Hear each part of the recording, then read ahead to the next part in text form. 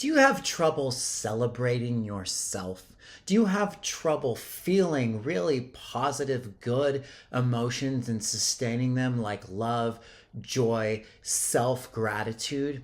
If so, this video is going to help you to understand some of the causes of where this comes from and the importance of actually embracing and feeling and sharing our wins so that we can continue to build momentum in the direction of the things that we want. My name is Adam. I'm a divine freedom and clarity coach. Before we get started, I just want to let you know I'm doing free breakthrough calls. These are amazing 30-minute calls where we will go over your vision for your life, what's stopping you, and some steps you can take to get into your power.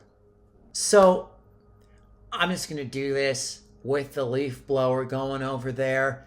These guys start the fucking leaf blower every time I start filming. The second I start filming, a leaf blower starts, or 16 planes and helicopters decide to fly overhead. I'm just gonna leave it.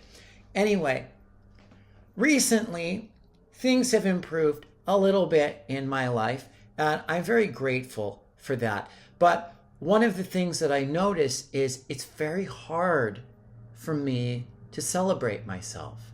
It's very hard for me to own this because it's very hard for me to trust it. I'm part of this conscious sort of entrepreneurship group. It's been immensely supportive. I'm very grateful for them. And I went on to one of the coaching sessions today, and I just basically talked about this. I was like, I've had some wins in my life, and I'm uncomfortable sharing this because I'm afraid of a few things, which is what I'm about to talk about. One of the reasons, and check in with yourself to see if you relate to this, that I'm so afraid of celebrating myself, other than, past histories with believing I'm not worthy or not good enough or unlovable, which we all kind of have as humans, is disappointment trauma. For so many years, I put so much energy and effort into my spiritual evolution and into trying to manifest things in 3D as a reflection of that.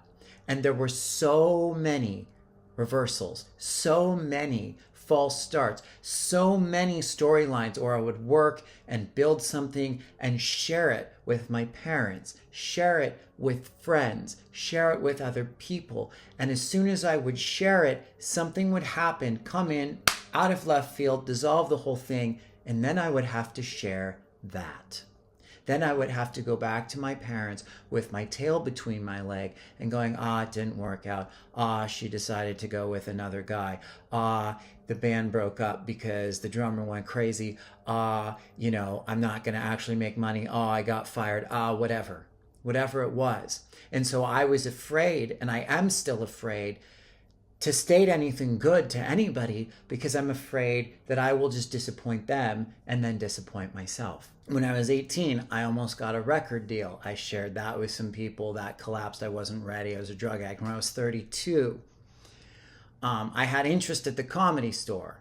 Some of the people at the Comedy Store were like, you have it. Like, I wasn't ready yet, but there was this. And then one of my best friends had an executive producer cousin who, had a big show, and she believed in me, and I started telling people about how there was this interest in me, like I was maybe going to be a big comedian. And then all my trauma and karma came up, and that reversed. I had so many times where there were people that looked like partners, and I'd share that with my parents, and then that reversed. There's lots of stories, and after this has happened enough, what comes to be is the belief that, well, it's always going to be like this. Like, one of the trickiest patterns in the world to break is maybe you have this. It's something that I've had. I know in The Dark Knight Rises, there's this phrase like, there is no true despair without hope. It was actually something the Nazis experimented with the Jews on, where it's like they would beat them down so much and they couldn't beat them down anymore, and they're like, well, what do we do to discourage them more? And so they would come in and tell them something like, you're gonna get out tomorrow, we're gonna let you go in a week, if you do this and this, it's gonna be okay. And then they'd be like, just kidding, fuck you, no, it's not, and they would lift them up and crash them back down. And this is one of the biggest fears that humans have. It's why so many people don't want to trust or have faith, because they're afraid of the crash. This is what I've had. And this is one of the patterns that I've reaffirmed, where it would look like things were going to work out. I would trust and let go and believe in it, and then it would crash again. And as you do that enough times, you get to the point where you're like, I don't fucking trust anything. I don't trust anyone. I don't believe in anything. And all you can do at that point is just let go and turn it over and completely surrender. But there is always a way out of every pattern. Everything can heal. Do you have a lot of reversals in your history? A lot of disappointment trauma? When we reaffirm this pattern over and over and over again, it can make it very difficult to trust that things are going to work out, or if they start to work out, they're going to continue to work out. Trust is one of the biggest issues that any human being has, and it makes sense because look at the fucking planet you live on. It's not the easiest thing in the world to do, to trust here.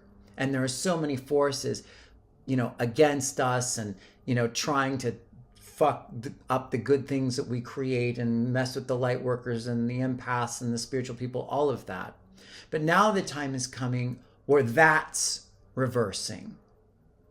And it's very important for us to hold that space and that belief and to have that trust that the universe does have our back. And that if you are committed to healing, and if you are committed to doing the inner work, and you are committed to taking the steps in the direction of what you want, it's going to happen. The support is there. And the more we celebrate this and find support groups and support each other and help each other, the more we actually build momentum together collectively, and the less anything can interfere with it. A lot of what would interfere with it with me was my trauma. But the other thing to understand is, I've talked about the old timeline, new timeline a lot. On the old timeline, it was very difficult to sustain anything positive because the collective consensus and frequency was so dark and interfered with that even when you would take all the right steps, even when you would do all the right things, even when you would hold the right belief systems, a lot of times it wouldn't matter. And that's one of the things that I've been dealing with for years, because I would do the inner work and I would do the belief work and everything would just kind of crumble anyway. And I would find it's because there were deeper layers of trauma, but also because the energetics surrounding me weren't exactly supportive. One of the other reasons that I had a difficult time sharing and celebrating is because I have a hard time receiving. Do you have this issue? It's hard for every human being to receive, but I know particularly like if you're more masculine, that can be difficult because the masculine often has an easier time giving. I don't have a hard time giving. It's not, so long as I'm not totally burnt out and fried and I feel called, I like to give, I like to offer things in certain ways I don't at all, but I do. But when it comes to receiving, or when it comes to receiving just for the sake of receiving, not for giving anything, not because I contributed, just because I deserve it as I am, it's been very hard. So I would ask yourself, what is blocking you from celebrating yourself? Whether it's wins you've had, wins, little steps you take, a lot of times nothing's good enough because we think that the win has to be so immensely huge. Wins can be anything. Signing up for a course, signing up for a class, doing guided meditations to help your mind heal when you haven't done that before. Those are all wins. And the more you celebrate those, the more you build the momentum and the self-love that leads you to more wins. So what prevents you from celebrating? What reversals have you had in your history? What disappointments have you had? What authority figures or childhood figures didn't celebrate you? I actually got very celebrated. I just was never comfortable with it. But a lot of people, a lot of the clients I work with, they didn't really have that. Parents a lot of times on this planet do everything to discourage people. The other reason I was, and you may relate to this, I am afraid to share any kind of success is because I'm afraid people will be jealous.